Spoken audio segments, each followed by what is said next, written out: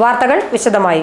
കുട്ടമ്പുഴ മണികണ്ഠൽ ചാലിലേക്കുള്ള പാലത്തിന്റെ അലൈൻമെന്റിന് അംഗീകാരം ലഭിച്ചാൽ നിർമ്മാണത്തിന് നടപടിയെടുക്കുമെന്ന് മന്ത്രി മുഹമ്മദ് റിയാസ് അറിയിച്ചു. അലൈൻമെന്റ് വനം വകുപ്പിന്റെ പരിഗണനയിലാണുള്ളത്. പൂയംകുട്ടിപ്പുഴയ്ക്ക് കുറുകെയുള്ള ചപ്പാത്തിന് പകരം പാലത്തിനായി മണികണ്ഠൻ ചാലുകാർ വർഷങ്ങളായി കാത്തിരിക്കുകയാണ്.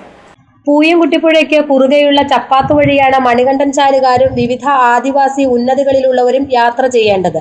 മഴക്കാലത്ത് ചപ്പാത്ത് വെള്ളത്തിലാകുന്നതോടെ ഇവർ ഒറ്റപ്പെട്ടു പോകുന്ന സ്ഥിതിയുണ്ട്. ചപ്പാത്തിന് പകരം പാലം നിർമ്മിക്കുകയാണ് ഏക പോംവഴി. ഈ ആവശ്യം വർഷങ്ങളായി ഉയരുന്നതാണെങ്കിലും വനം വകുപ്പിന്റെ തടസ്സവാദങ്ങൾ മൂലം ഫലവത്തായിട്ടില്ല.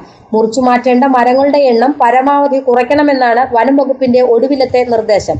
ഇതുപ്രകാരമുള്ള അലൈൻമെന്റ് തയ്യാറാക്കി വനം വകുപ്പിന് സമർപ്പിച്ചിട്ടുണ്ട്. അലൈൻമെന്റിന് അംഗീകാരം ലഭിച്ചാൽ പാലത്തിന്റെ നിർമ്മാണത്തിന് തുടർ നടപടികൾ സ്വീകരിക്കുമെന്നാണ് മന്ത്രി മുഹമ്മദ് റിയാസ് വ്യക്തമാക്കിയിരിക്കുന്നത്. ആന്റണി ജോൺ MLA ഇത് സംബന്ധിച്ച് ചോദ്യം നൽകിയിരുന്നു. മുമ്പ് ഫോറസ്റ്റ് ഉദ്യോഗസ്ഥരുടെ നിർദ്ദേശപ്രകാരം തയ്യാറാക്കിയ അലൈൻമെന്റിന് ഇറിഗേഷൻ വകുപ്പിന്റെ ഇടപെടൽ മൂലം മാറ്റം വരുത്തേണ്ടി വന്നിരുന്നു. പിന്നീട് തയ്യാറാക്കിയ അലൈൻമെന്റാണ് വനം വകുപ്പിന്റെ പരിഗണനയിൽ ഇപ്പോൾ ഉള്ളത്. ചപ്പാത്തിന് പകരം പാലം നിർമ്മിക്കാൻ കഴിഞ്ഞ നിരവധി വർഷങ്ങളിലെ ബജറ്റിൽ ഫണ്ട് വകയിരുത്തിയിട്ടുണ്ട്. GTV news, Kothamangalam.